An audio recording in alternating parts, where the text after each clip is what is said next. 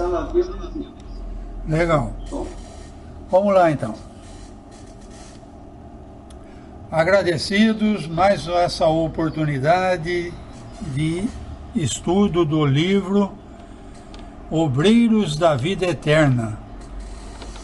Nós pedimos a colaboração da equipe espiritual que acompanha esse estudo, que por intermédio da inspiração nos auxiliem, de modo que a gente tenha uma boa compreensão do que vai ser lido essa noite.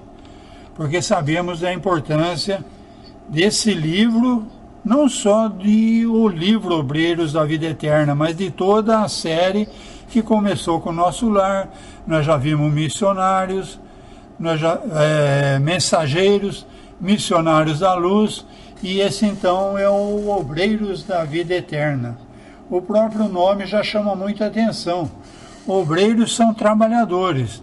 Vida eterna é a vida espiritual, de onde a gente sai da vida eterna para a vida na carne, na vida encarnada. E depois do final da vida encarnada, a gente volta para a vida eterna. Então, nós, acompanhando esses estudos, nós vimos que André Luiz se habilitou a trabalhar, mas mesmo tendo sido um médico famoso aqui na Terra, um cientista de renome, desencarnado, os conhecimentos que ele levou da Terra para o plano espiritual, para a vida eterna, não eram de grande valia. E ele precisou então se matricular em cursos e se preparar para os trabalhos. Então, no livro Mensageiros e no livro Missionários da Luz, ele era um aprendiz. E ele ia relatando os aprendizados que ele teve, então. E nesse livro, então, ele já está na condição de trabalhador. Então, ele está formando uma pequena equipe, são 4 pessoas. Ele que foi médico antes de morrer, uma senhora que foi enfermeira antes de morrer, e um que foi padre antes de morrer. E o chefe do grupo, que está controlando o grupo, está comandando o grupo. Então, no primeiro capítulo que nós já vimos, eles foram no Templo da Paz assistir uma palestra de preparação para os serviços que eles vão fazer. O serviço que eles vão fazer, essa equipe, é assistir 5 pessoas que adquiriram merecimento, um vínculo com a equipe espiritual, e agora que está na hora deles desencarnarem, então essa equipe que o André Luiz faz parte está indo para Crostra para acompanhar o desencarne desses 5 encarnados que vão passar para o plano espiritual, para a vida eterna, tá? Bom, no primeiro capítulo, então, nós vimos... Oi. Está abaixo o seu som. Veja o seu som. Mas eu não tenho muito o que fazer aqui não, viu? Deixa eu só dar... Não tem problema. O meu está no último. Aqui já.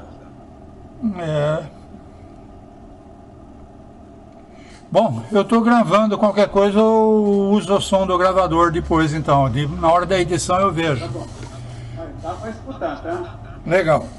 Então, continuando, no primeiro capítulo, ele foi para o Templo da Paz assistir uma palestra de um espírito que era considerado um campeão das equipes de socorro.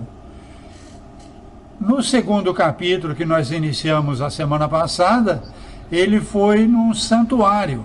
Nesse santuário, para preparação do trabalho. Ele foi recebido pelo chefe do santuário, que explicou como funcionava o santuário, as regras que deveriam ser obedecidas, e esse pessoal está se preparando para receber um espírito de uma esfera superior, que vai vir então abençoar 3 equipes, são 20 pessoas, e que compõe 3 equipes de socorro. Uma equipe que vai cuidar de pessoa com problema de loucura, de sanatório, uma equipe de uma senhora que vai cuidar de crianças num orfanato, e a equipe do André Luiz faz parte, que vai acompanhar o desencarne desses 5 pessoas então. Nós já vimos então a explicação do chefe do santuário, dizendo da importância do preparação para poder seguir. Quando ele descreveu para a gente no primeiro capítulo que quando ele assumiu a chefia, as pessoas estavam acostumadas a ir no santuário, assim como nós encarnados vamos nas igrejas aqui da Crostra. A gente vai com intenção de fazer uma barganha com a espiritualidade, de obter privilégios. E ele explica então que não é assim, que é preciso então você se preparar espiritualmente para poder ir num santuário desses e obter as bênçãos que eles disponibilizam para quem frequenta o local. E a mesma coisa deveria ser observado por nós aqui na Crostra então, tá? O chefe do santuário pegou cada chefe de equipe e chamou para uma conversa em particular. E como eles chegaram pelo menos 1 hora antes do horário dessa equipe desse mensageiro da espiritualidade que vai vindo mais alto se apresentar, eles ficaram então à vontade para formar alguns grupos de conversação, de troca de ideia. Então o chefe do santuário está conversando com cada chefe de cada equipe. E eles então estão no salão e o André Luiz então ele começou a conversar com um dos trabalhadores que vai atender os manicômios, o problema de doença mental. Porque o André Luiz, quando foi médico, ele não era especialidade dele, mas ele tinha tido problemas com pessoas com desequilíbrio mental. E mesmo tendo estudado Freud e Jung, ele percebeu que eles foram formidáveis. Desenvolveram um método de análise de forma que você consegue descobrir onde está a ferida. Ele usa esses termos, né? Mas não é suficiente para curar a ferida. Então ele está conversando com esse Barcelos e o Barcelos está explicando que o problema é do subconsciente, é reminiscências das muitas vidas passadas que a pessoa tem. Então ela vai apresentar esse desequilíbrio porque a causa desse desequilíbrio não está na vida atual, está nas vidas passadas. E como Freud e Jung, esse pessoal da psicologia, não aceita a reencarnação, então eles descobrem, o método deles é formidável para descobrir onde está o problema, mas eles não têm como curar, porque a cura é na parte espiritual.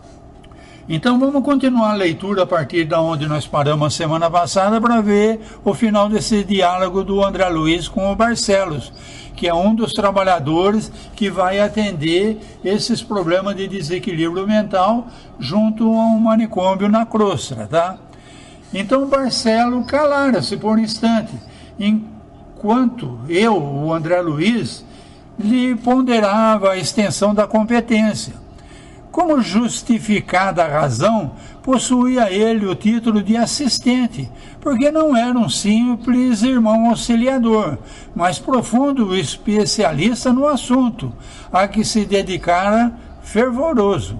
A conversação dele valia por um curso rápido de psiquiatria, sob um novo aspecto, que cabia aproveitar em benefício próprio para as tarefas marginais do serviço comum. É o André Luiz falando então. Desejando traduzir minha admiração e contentamento, observei reconhecido. Ouvindo-lhe as considerações, reconheço que o missionário do bem, onde se encontre, é sempre um semeador de luz. Isso então é André Luiz elogiando o Barcelos. Ele, porém, o Barcelos, pareceu não ouvir minha referência elogiosa e prosseguiu noutro tom, após longa pausa. O meu amigo examinou alguns casos de obsessão entre agentes invisíveis e pacientes encarnados, impressionando-se com a imitação mental entre eles. Pisamos no momento outro solo, referindo-nos à necessidade de esclarecimento dos homens perante os seus próprios companheiros de plano evolutivo. Então o Barcelos está conversando com o André Luiz, ele não aceitou o elogio não, e ele está falando, você viu o problema dos encarnados.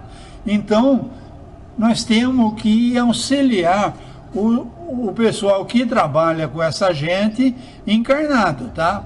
No circuito das recordações imprecisas, a se traduzirem por simpatia e antipatia, então entre nós encarnados, sem saber por que eu simpatizo com um, antipatizo com o outro, então o Barcelos está falando.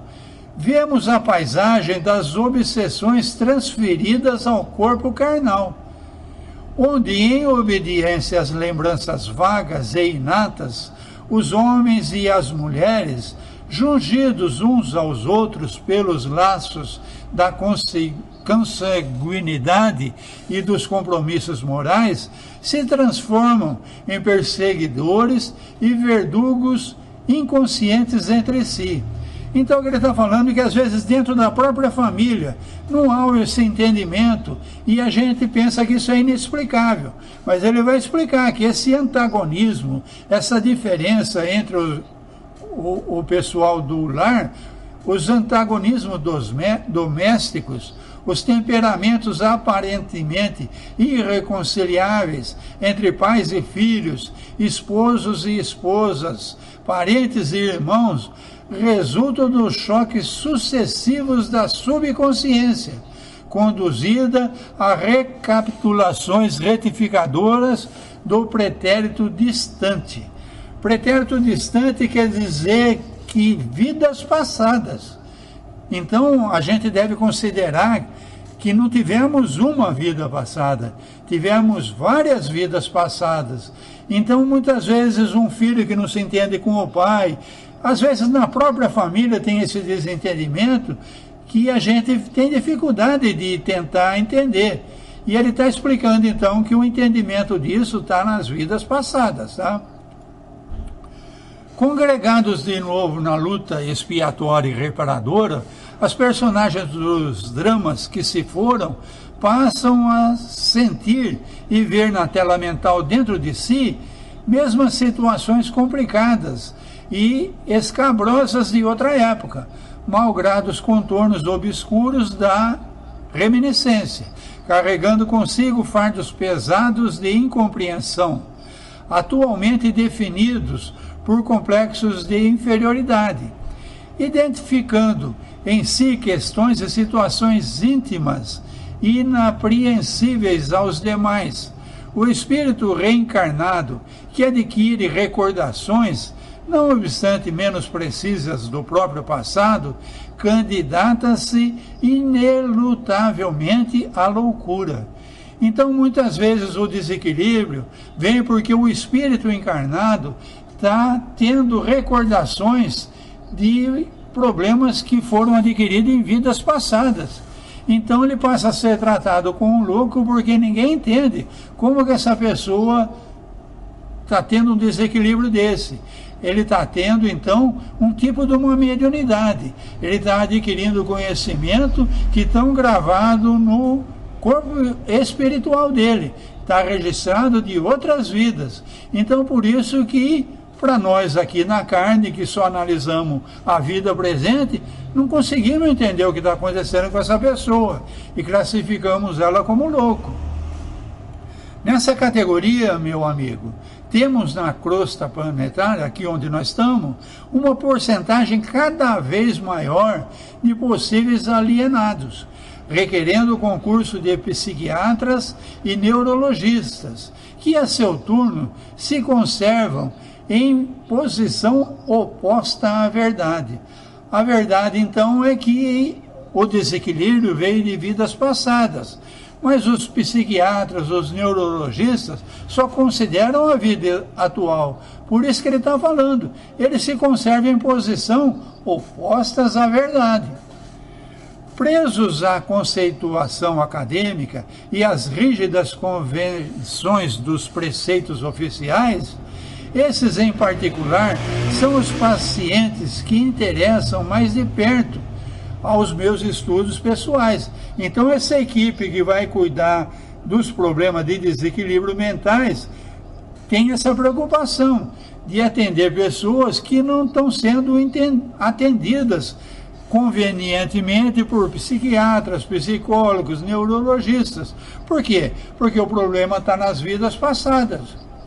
São as vítimas anônimas da ignorância do mundo. Nós estamos na ignorância, tá? Os infortunados, absolutamente desentendidos, que de loucos incipientes prosseguem pouco a pouco a caminho do hospício ou do leito de enfermidades ignoradas, tão só porque lhes faltam a água viva da compreensão e a luz mental que lhes revelem a estrada da paciência e da tolerância em favor da redenção própria. Então esses desequilibrados precisariam de paciência, tolerância, compreensão, que são débitos adquiridos na vida passada, para poder auxiliar essas pessoas, não deixando elas num desequilíbrio a ponto de levá-las a um manicômio, tá? E são muitos semelhantes casos angustiosos. Indaguei por falta de argumentação à altura das considerações ouvidas. Então André Luiz não sabia o que dizer, né? Ele perguntou: são muitos os casos? O assistente sorriu e esclareceu: oh, meu caro, a extensão do sofrimento humano nesse sentido confunde-se também com o infinito. Barcelos ia prosseguir, mas retiniu uma sonora campainha singular, convocando-nos aos preparativos da oração. Era preciso atender. Então esse é o final do capítulo 2. Então, isso daí, como ele diz, é um caso que acontece muito entre os casos de desequilíbrio mental. Por quê? Porque a psiquiatria, ou a psicologia, ou a neurologia, eles estudam o paciente baseado naquela vida, entre o nascimento e a data onde começou a aparecer o desequilíbrio. Mas só que a causa não está aí. Então descobriu a ferida está aqui, nessa vida, entre o nascimento e o desequilíbrio que está acontecendo. Mas a causa está em vidas passadas. Nós tivemos muitas vidas e o desequilíbrio está lá atrás. Então, enquanto a psiquiatria, a psicologia ou a neurologia não aceitar a ciência do espiritismo, o progresso vai ser pouco, tá? Então, por isso que existem essas equipes espirituais que vêm para a crosta inspirar os médicos, psiquiatras, os psicólogos, para que eles adquiram o conhecimento do reencarnação. Mas o preconceito é muito grande ainda. E principalmente o pessoal que foi para a faculdade, que estudou, eles acham que isso é coisa de crendice. Eles não se habilitaram ainda a pegar um livro de Allan Kardec, uma série dessa como de André Luiz que nós estamos pegando, para ver que isso não é crendice, isso é ciência. Bom, encerrado o capítulo 2, o pessoal está no santuário e tocou uma sineta dizendo que está na hora da oração. Então, vamos começar o capítulo 3. O capítulo 3, o nome é O Sublime Visitante.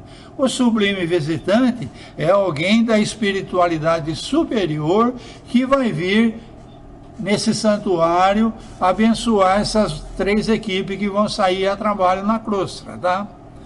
Então o capítulo 3 começa assim: reunidos em pequeno salão iluminado, observei que a atmosfera permanecia embalsamada de suave perfume.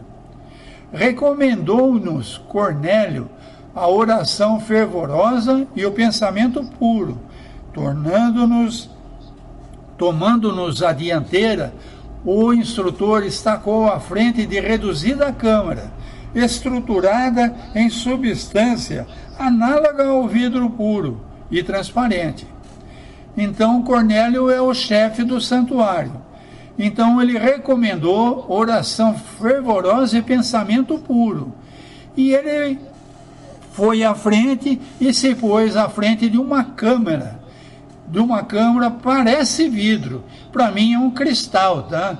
Eu comparo isso daí, ele vai descrever melhor, como um grande aquário. Mas vamos lá, vamos continuar a leitura para ver o que é essa câmara aí. Olhei com atenção. Tratava-se de um gabinete cristalino, por isso que eu falei cristal, tá?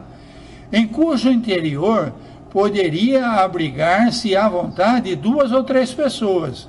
Então seria um grande aquário onde caberia 2 ou 3 pessoas ali dentro, tá? Eles estão do lado de fora observando essa câmera na frente deles. Destacando-se pela túnica muito alva, o diretor da casa estendeu a destra em nossa direção e exclamou com grave entono. Então o chefe do santuário estendeu a mão e falou com as 20 pessoas que estão ali no santuário. Os emissários da providência não devem semear a luz sem proveito. Constituir-nos-ia falta grave receber em vão a graça divina. Colocando-se ao nosso encontro, os mensageiros do Pai exercitam o sacrifício e a abnegação, sofrem os choques vibratórios de nossos planos mais baixos, retomam a forma que abandonaram desde muito, fazem-se humildes como nós, e para que nos façamos tão elevados quanto eles, dignam-se a ignorar-nos as fraquezas, a fim de que nos tornemos partícipes de suas gloriosas experiências. Então ele está falando do mensageiro do plano mais elevado que vai vir. Então é necessário que as pessoas que vão receber essa visita tenham um pensamento muito firme, tentando elevar o teor vibratório, para que esse mensageiro não precisa rebaixar tanto o teor vibratório dele, porque ele vive em esferas bem mais elevadas, onde ele já está livre das coisas pesadas do corpo espiritual. O André Luiz está em nosso lar. Esses espíritos mensageiros do Pai estão em níveis superiores a nosso lar. Então, o nível que nós consideramos o céu dos espíritas, onde está a cidade do nosso lar, é ainda muito grosseiro para esses espíritos que vão vir visitar, tá? Continuando a leitura, então. Interrompeu seu curso das palavras, fitou-nos em silêncio e prosseguiu no outro tom. Compreendemos que lá fora, ante os laços morais que ainda nos prendem à esfera da carne, é quase inevitável a recepção de reminiscências do pretérito, à distância. A lembrança tange as cordas da sensibilidade e sintonizamos com o passado inferior. Aqui, porém, em nosso lar, no santuário do serviço de assistência, tá? O santuário do Ponta da Estrela da Assistência em nosso lar. Aqui, porém, no Santuário da Benção, é imprescindível observar uma atitude firme de serenidade e respeito. O ambiente oferece bases a emissões de energias puras. E em razão disso, responsabilizaremos os companheiros presentes por qualquer minúcia desarmônica no trabalho a realizar-se. Formulemos, pois, os mais altos pensamentos ao nosso alcance, relativamente à veneração que devemos ao Pai Amantíssimo. Então ele está avisando, curto e grosso, tá? Vocês foram recebidos aqui no santuário, pessoal lá da esfera superior vai vir aqui para abençoar vocês. Nós responsabilizaremos quem vier com ideia atrapalhada aqui e atrapalhar a harmonia que se quer para realizar o trabalho, tá? Então foi bem uma chamada antes de mais nada, tá? O pessoal lá de cima, uma pessoa lá de cima vai vir aqui. Vocês tomem atenção, porque vai ser responsabilizado aquele que deixar o pensamento rodar à vontade, tá?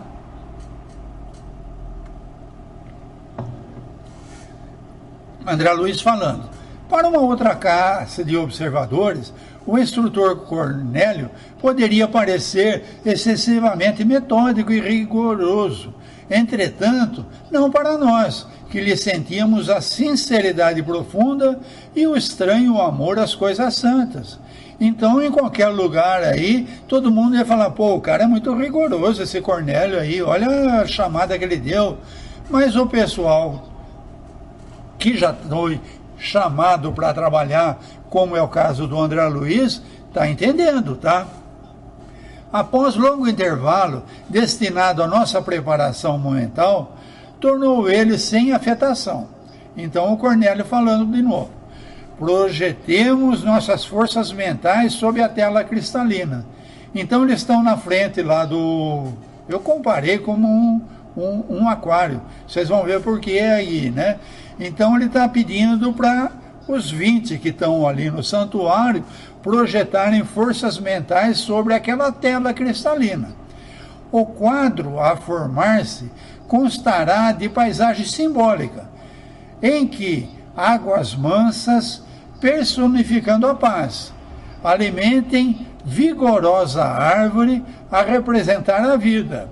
Assumirei a responsabilidade da criação do tronco, enquanto o chefe das missões entrelaçarão energias criadoras, fixando o lago tranquilo.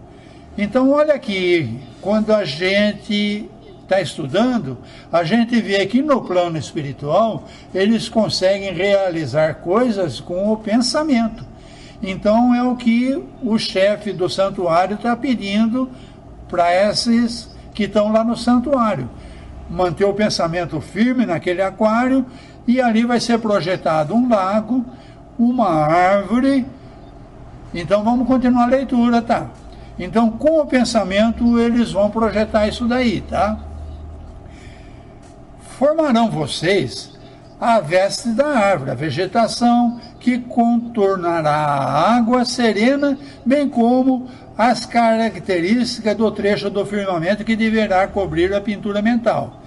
Então o chefe vai montar o tronco da árvore, os chefes de equipe vão montar o lago e os trabalhadores vão montar as copas das árvores, as folhagens, flores, não sei se vai ter, e a relva que vai ter em volta do lago e o trecho do céu. Então é isso que cada um já está designado, vai ter que, com o pensamento, projetar lá dentro do aquário. Esse é o quadro que ofereceremos ao visitante, excepcional, que nos falará em breve minutos. Atendamos aos sinais. Então veja bem, como ele vem de uma esfera superior e a vibração ambiente, mesmo sendo num local de elevação em relação a nós, como é nosso lar, ainda é muito inferior para eles. Então, por isso que tem essa câmara de cristal. Com o pensamento, eles vão projetar um ambiente favorável para esse espírito do alto, esse trabalhador da paz, se projetar lá dentro do aquário e abençoar o pessoal. 2 auxiliares do Cornélio postaram-se ao lado da pequena câmara, em posição de serviço. Provavelmente estavam com as mãos estendidas ali. E ao soar de harmonioso aviso, pusemos-nos todos em concentração profunda, emitindo o potencial de nossas forças mais íntimas. Senti a apreensão do próprio esforço, então todo mundo pensando firme, aquilo que foi designado. Da minha mente, se deslocava na direção do gabinete de cristal, onde acreditei penetrar. Então André Luiz, com a mente, penetrou dentro do gabinete e ele colocou ali tufos de grama, com o pensamento. Ele está aqui fora, mas com o pensamento ele foi lá dentro por tufos de grama, junto ao desenho do lago, que deveria surgir. Utilizando as vigorosas energias da imaginação, recordei as espécies de planta que desejava naquela criação temporária, trazendo-a do passado terrestre para aquela hora sublime. Estruturei todas as minúcias das raízes, folhas e flores. Então ele não pensou só nas folhas e flores, teve que pensar numa planta viva, com raiz e tudo. Então, provavelmente, na vida carnal, ele cuidou de jardim. Então, ele tem condições de, com o pensamento, projetar isso lá dentro do aquário. Trabalhei intensamente na intimidade de mim mesmo, revivendo a lembrança e fixando no quadro com a fidelidade que era possível. Fornecido o sinal de interrupção, retomei a postura natural de quem observava, a fim de examinar o resultado da experiência, e contemplei, maravilha, jazia o gabinete fundamente transformado. Águas de indefinível beleza e admirável azul celeste refletiam uma nesga de firmamento, banhando as raízes da venerável árvore, cujo tronco dizia em silêncio da sua própria grandiosidade. Miniaturas prodigiosas de cúmulo-nimbus, são nuvens, estacionavam no céu, parecendo pairar muito longe de nós. As bordas do lago, contudo, figuravam-se quase nuas, e os galhos do tronco representavam vestidos escassamente. Então o lago estava bom, o tronco da árvore estava bom, o céu estava bom, mas a parte da grama não estava boa ainda e a parte da copa da árvore não estava boa ainda. O instrutor célere retomou a palavra e dirigiu-se a nós com firmeza. Meus amigos, a vossa obrigação não foi integralmente cumprida. Atentai para os detalhes incompletos. Exteriorizai vosso poder dentro da eficiência necessária. Tendes ainda 15 minutos para terminar a obra.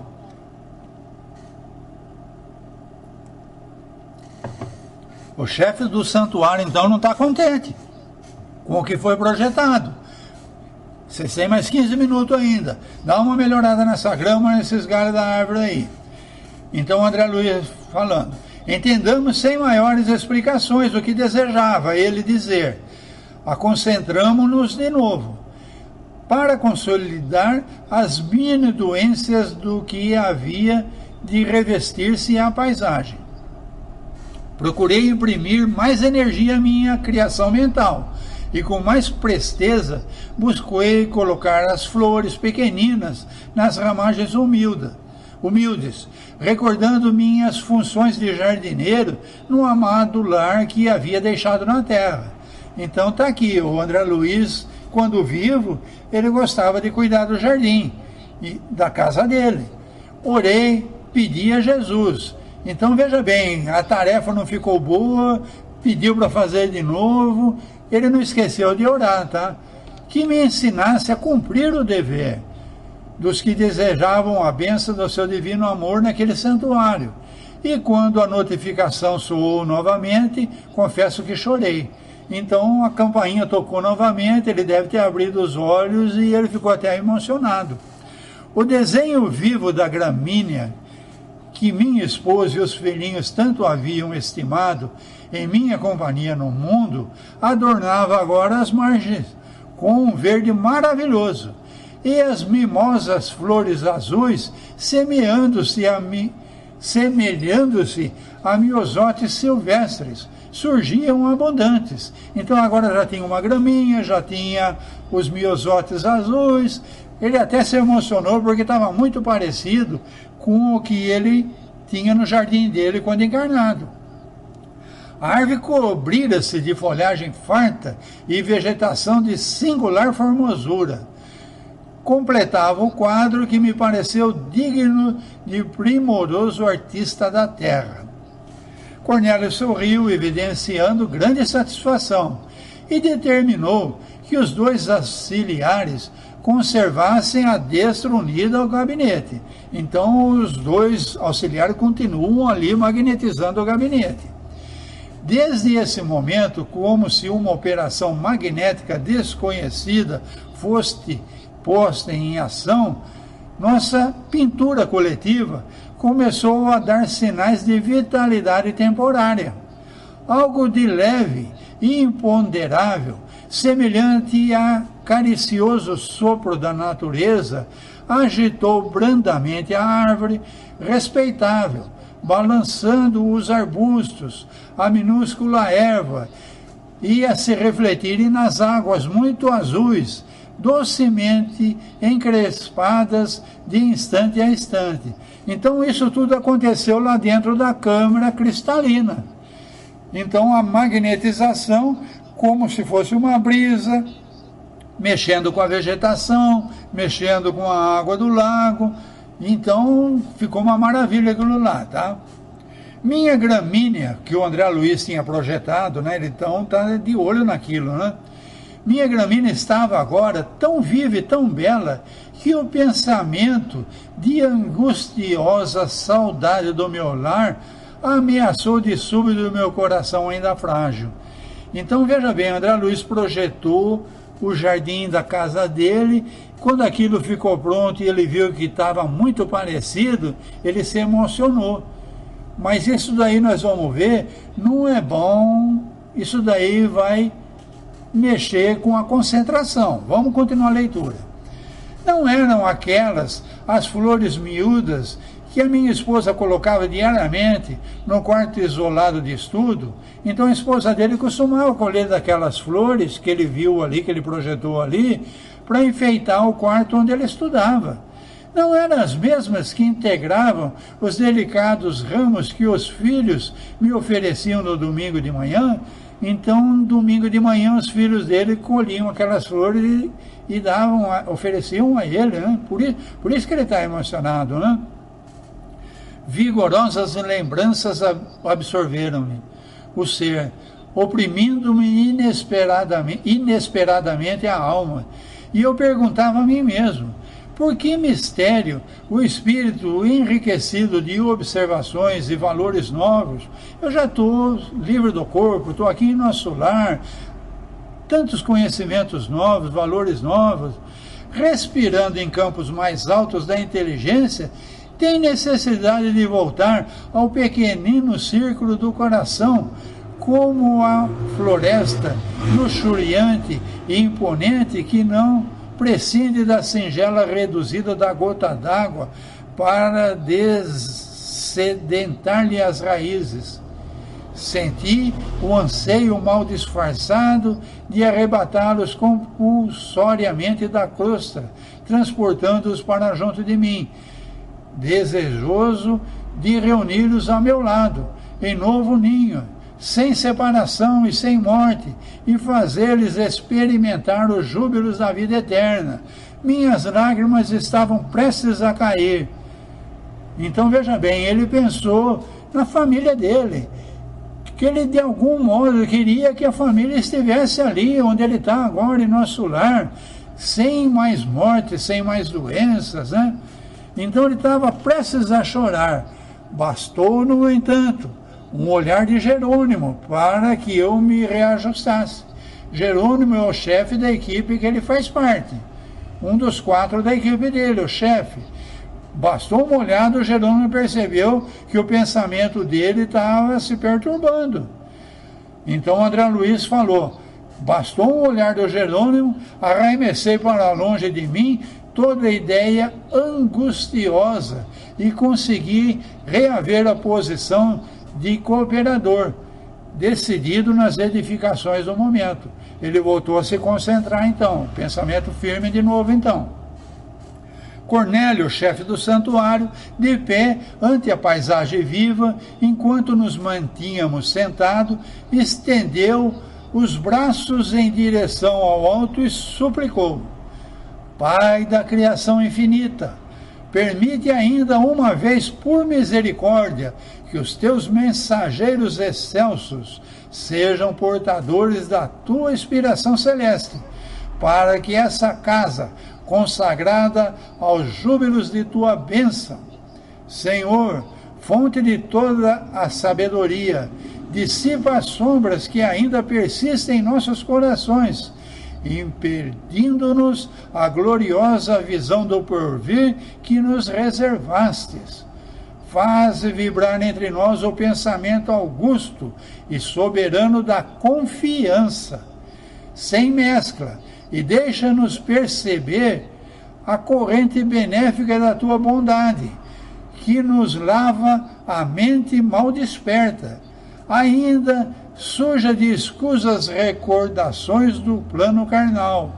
Auxilia-nos a receber dignamente teus devotados emissários. Então essa foi a prece do chefe do santuário, tá? Estendeu as mãos do alto e fez essa prece. Focalizando a mente em nossos trabalhos, o instrutor prosseguiu noutra inflexão de voz.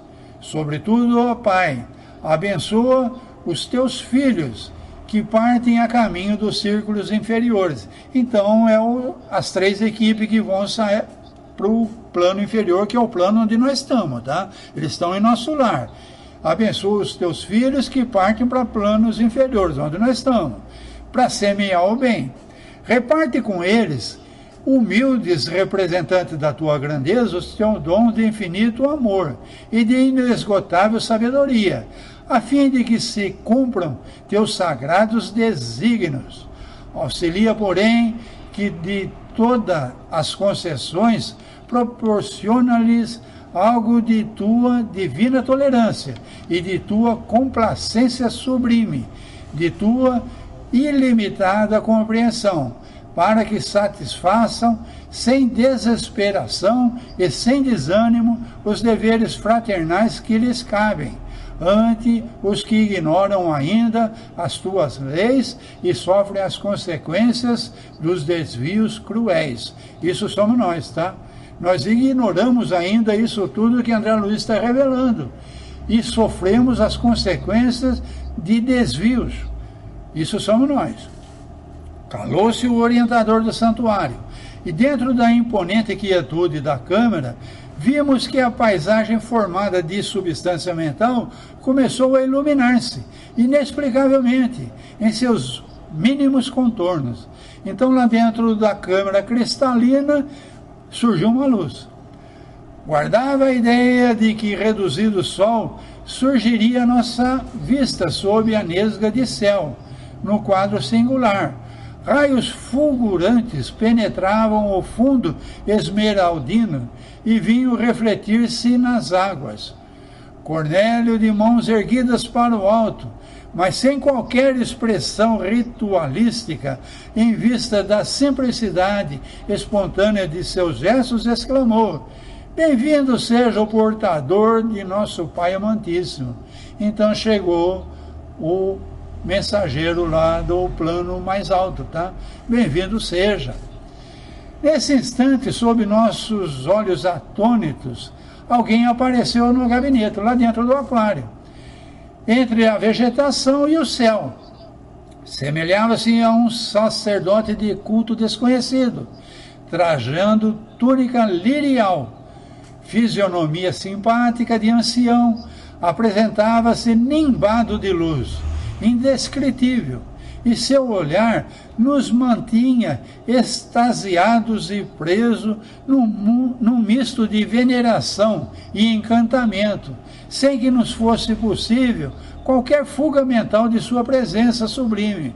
Então aquela figura tinha um magnetismo que imantou o pensamento deles, eles não conseguiam desviar.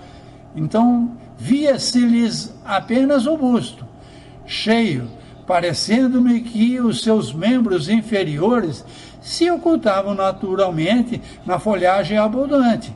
Então, como eles projetaram uma grande folhagem, aparecia do busto para cima. O resto do corpo não estava nítido porque estava no meio da folhagem.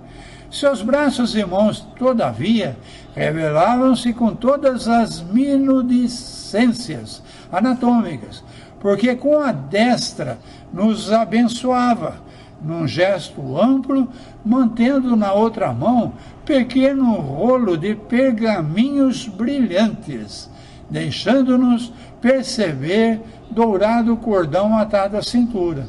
Então, uma mão abençoando o pessoal que estava no santuário, na outra mão ele tinha muitos pergaminhos. Vamos lá. Visivelmente sensibilizado, o diretor da casa saudou nominalmente: Venerável Asclépios, se conosco. Então a figura do plano superior ao plano espiritual de nosso lar se chama Asclépios. Vamos lá.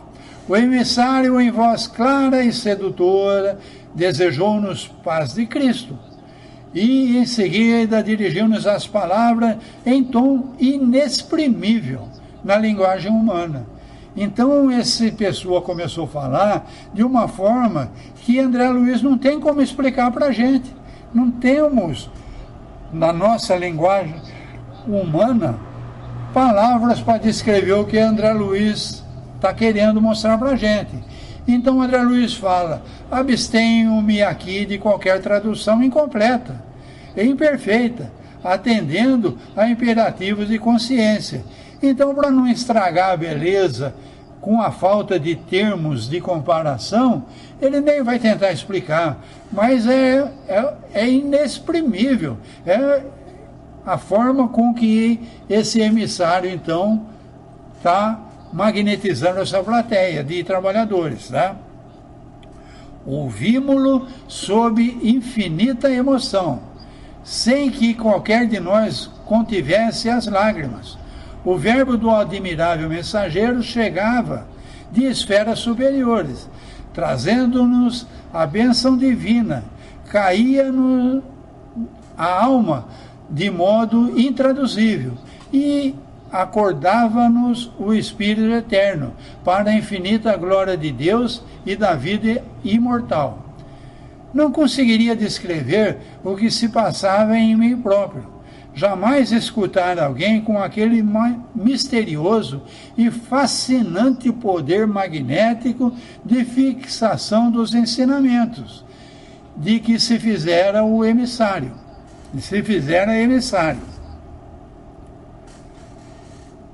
Bom, o tempo está estourando, não vai dar para ir até o final não, mas vamos ver então a bênção que ele fez aqui. Ao abençoar-nos ao término da maravilhosa alocução, irradiavam-se de sua destra, muito alva, pequeninos flocos de luz, em forma de minúsculas estrelas, que se projetavam sobre nós, invadindo-nos o tórax e a fronte, e fazendo-nos experimentar o júbilo inenarrável de quem sorve feliz, vigoroso e renovadores alentos da vida. Quiséramos prolongar indefinidamente aqueles minutos divinos, mas tudo fazia acreditar que o mensageiro estava prestes a despedir-se.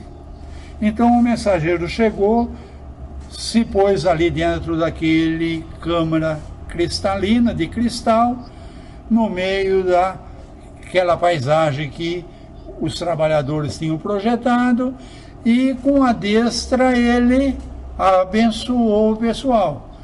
Então, com essa bênção, eles receberam como se fossem mini estrelas que foi sorvido pelo tórax feliz, vigorosos, renovadores, alentos que eles receberam desse emissário.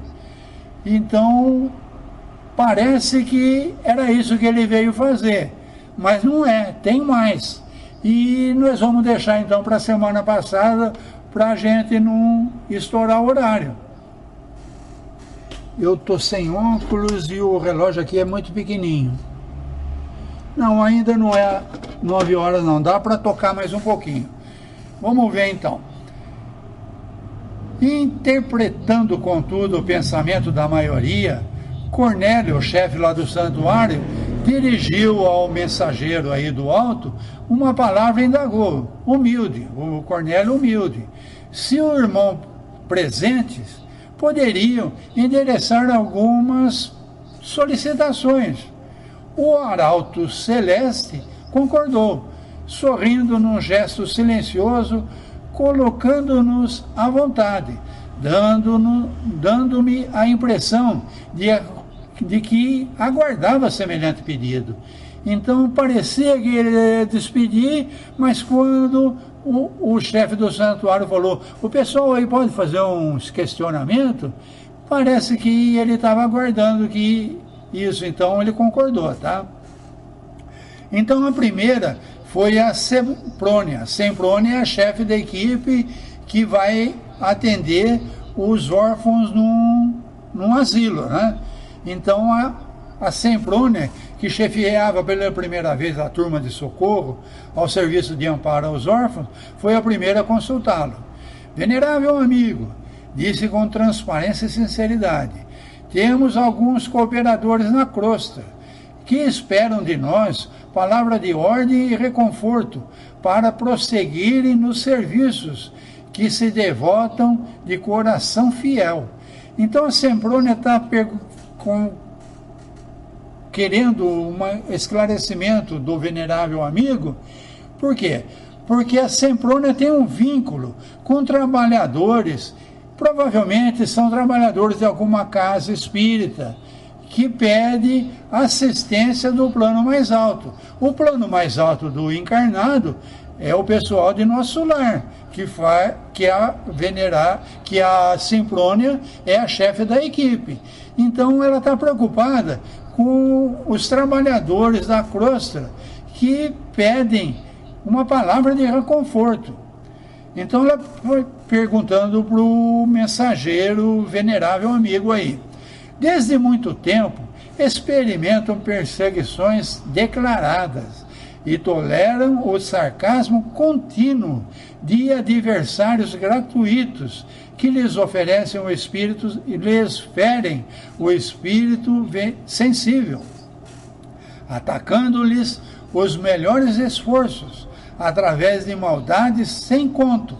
Inegavelmente não cedem ante os fantasmas da sombra e mobilizam as energias do trabalho de resistência cristã, exercendo funções de colaboradora nessa expedição de socorro que agora chefio pela primeira vez. Conheço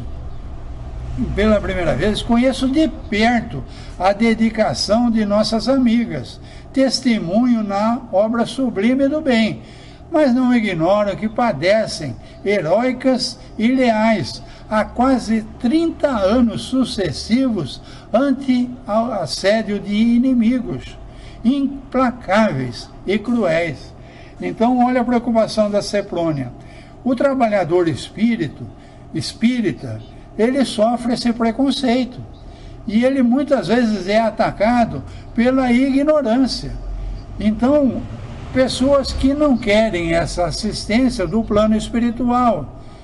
Então, espíritos ignorantes atacam esses encarnados que trabalham. Mais de 30 anos como trabalhadores de alguma casa espírita, não sei, pode ser de outra religião também, trabalhadores encarnados, ligados ao plano espiritual, que trabalham em benefício desses órfãos.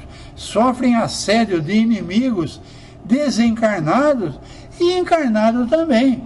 A gente sabe que o trabalho de uma equipe espiritual sofre muito preconceito, principalmente dessas religiões mais preconceituosas. O próprio catolicismo tem bastante preconceito. O protestantismo, então, nem se fala, por ignorância. Se eles talvez compreendessem melhor o que é feito dentro de um serviço espiritual como esse que nós estamos relatando, talvez eles pensassem um pouco melhor e o preconceito fosse menor. Mas vocês imaginem, em 1946, quando esse livro foi escrito, trabalhadores de 30 anos sucessivos com a equipe espiritual sofrem muito. Vamos ver então o que o mensageiro do alto falou.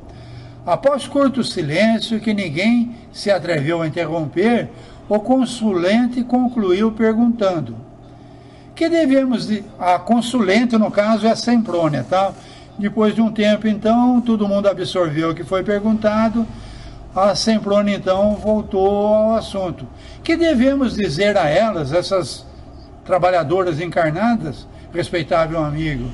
Porque palavras esclarecedoras e reconfortantes sustentar-lhes os ânimos em tão longa batalha?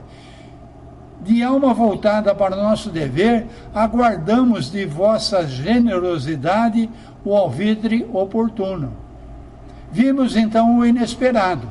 O mensageiro ouviu pacientemente e bondoso, revelando grande interesse e carinho na expressão fisionômica. E depois que Semprônia deu por terminada a consulta, retirou uma folha de pergaminho dentre as que ele tinha ali, alvenitentes que trazia de modo intencional, e abriu à nossa vista, lendo todos nós o versículo 45 do capítulo 5 do Evangelho do Apóstolo Mateus. Então, aquele pergaminho tinha o versículo 45 do capítulo 5 do Evangelho de Mateus. E todo mundo leu o quê? Está escrito na Bíblia, de qualquer um de vocês, tá? Podem ir lá, capítulo 5 do Evangelho de Mateus, versículo 45.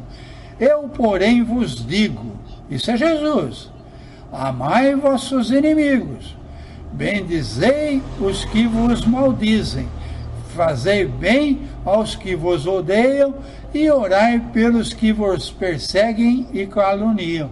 Então foi com isso que ele respondeu, tá? Então, preconceito, má compreensão, espíritos ignorantes que vivem atrapalhando. O que eu faço? Ora pelo inimigo, amai vossos inimigos, bendizei os que vos maldizem. Está no Evangelho de Mateus. 2000 anos que a gente lê isso. Para que serve? Para essa hora aí. Então, vamos encerrar isso daqui agora.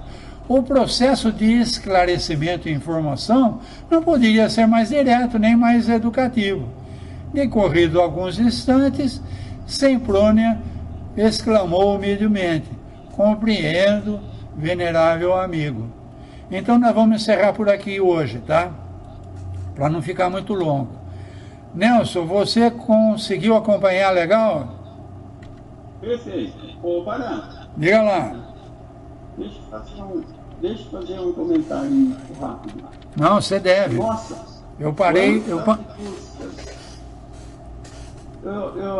Dá a impressão que a espiritualidade é um planeta Terra invisível para nós, de tanta coisa que existe. É isso mesmo? É muito mais, entendeu? No final do capítulo, ele vai dar um verniz para nós. Então, eu já dei um exemplo aí de uma cebola. Então, nós estamos numa camada da cebola, que é a crosta, é onde a gente vive o plano carnal. As coisas da matéria estão aqui no nosso plano. Acima do nosso plano, a próxima camada da cebola é o umbral pesado. Então, espíritos que não têm mais o corpo de carne, mas não conseguiram a elevação, eles ficam nesse umbral pesado. Então é um lugar perigoso, um lugar de sofrimento, um lugar terrível, tá? Um umbral pesado. O umbral médio já tem um atendimento mediano, vamos dizer. Nós vimos no livro Mensageiros. O Alfredo tinha um castelo lá que ficava no umbral médio. É um posto avançado da colônia, né? No umbral fino fica a cidade Nosso Lar. Acima nós estamos vendo que tem planos elevados, de onde vem esse mensageiro. E no final do capítulo, ele vai falar que acima disso tudo, nós saímos do planeta Terra. E nós temos a espiritualidade do sistema solar. E acima do sistema solar, nós temos da galáxia que nós pertencemos. E acima da galáxia que nós pertencemos, nós temos a espiritualidade da Via Láctea, que é a galáxia que nós vivemos. E acima dessas galáxias, nós temos o Pai que projetou milhões e milhões de galáxias. Então você veja como a coisa é grandiosa, tá, Nelson? É tudo um globo. Você falou que nem uma cebola, mas tudo que você vai subindo é um globo.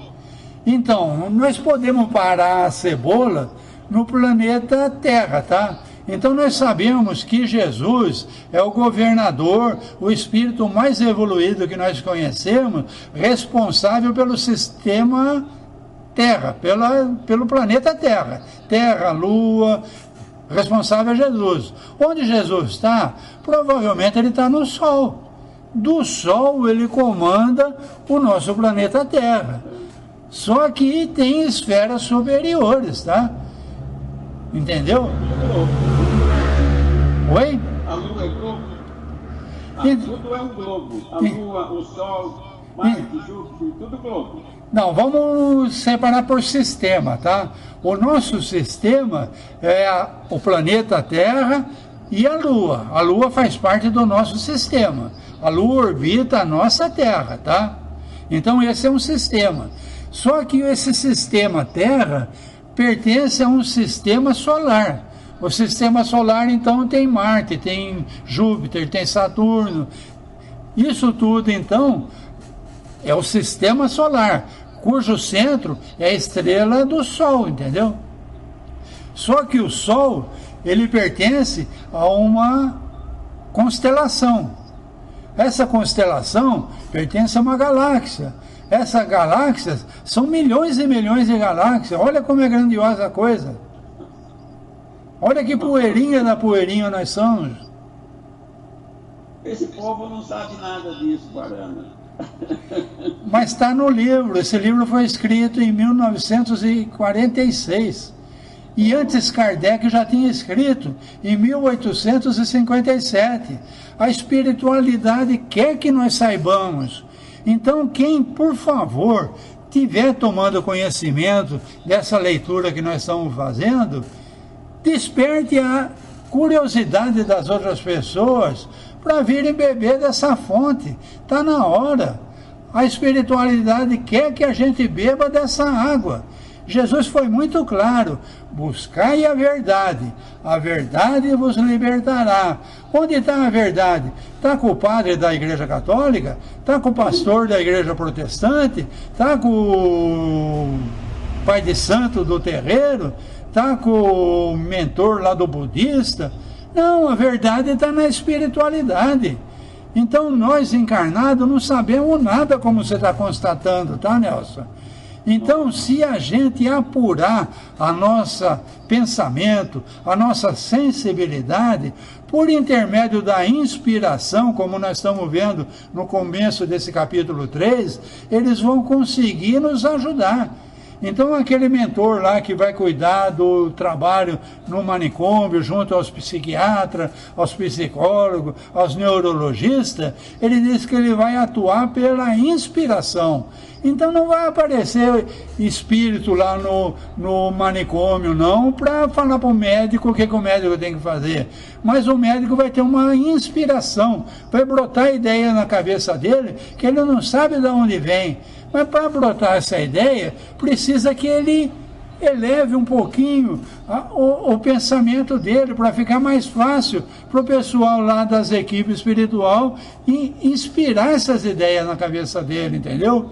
Assim como nós estamos vendo, esse pessoal dessas equipes de trabalho lá de nosso lar estão fazendo um preparo mental formidável para receber uma inspiração de um plano superior. A mesma coisa eles querem de nós, que a gente mantenha um pensamento firme, livre de críticas, livre de preconceitos, um pensamento elevado, para eles conseguirem botar dentro da nossa cabeça as ideias, que eles não estão conseguindo, mas o nosso inimigo consegue, tá? O que o nosso inimigo põe na nossa cabeça? Que inspiração eles não dão? A inspiração da inveja, a inspiração da ignorância, do preconceito. Então o inimigo consegue. Por quê? Porque a gente não consegue a sintonia para receber a inspiração boa. Mas a inspiração de terceira categoria, a gente recebe com uma facilidade tranquila, tá, Nelson? Tá certo. Tá certo, mas tá errado, né? Então tá na hora do pessoal acordar para isso, né? Tá difícil. Mas tá bom, Porã. Legal, já deu 1 hora de estudo, então vamos encerrar. Você gostaria de encerrar, Nelson? Agradece a oportunidade e termina com o Pai Nosso. Então, pode fazer você, Porã. Tá bom, fica tranquilo, vamos lá. Agradecidos pela oportunidade de estarmos fazendo essa análise da leitura, que tem sido, como o Nelson constatou, uma coisa que a gente não imaginava. Eu, por exemplo, já tinha lido esse livro. Na época que eu li, eu não tinha tanta afinidade com a espiritualidade que eu tenho hoje. E eu não tinha tido a compreensão que eu estou tendo hoje. E eu tenho certeza que mais à frente, ou em outra vida, ou no plano espiritual, quando eu voltar para esse livro, eu vou ter uma outra compreensão. Porque por mais que eu me esforce, é muita coisa para ser captado ainda. Mas então eu fico agradecido pela oportunidade. E vamos encerrar então, fazendo a nossa prece, como Jesus ensinou. Pai nosso que está nos céus, santificado seja o vosso nome, venha a nós o vosso reino, que seja feita a vossa vontade, assim na terra como no céu. O pão nosso de cada dia, dá-nos o de hoje. Perdoa as nossas dívidas, se nós perdoarmos aos nossos devedores. Não nos deixes cair nas tentações, livra-nos, Senhor, de todo o mal, porque teu é o reino, é o poder e é a glória, para todo sempre. Que assim seja, meu Pai. Falou, Porã.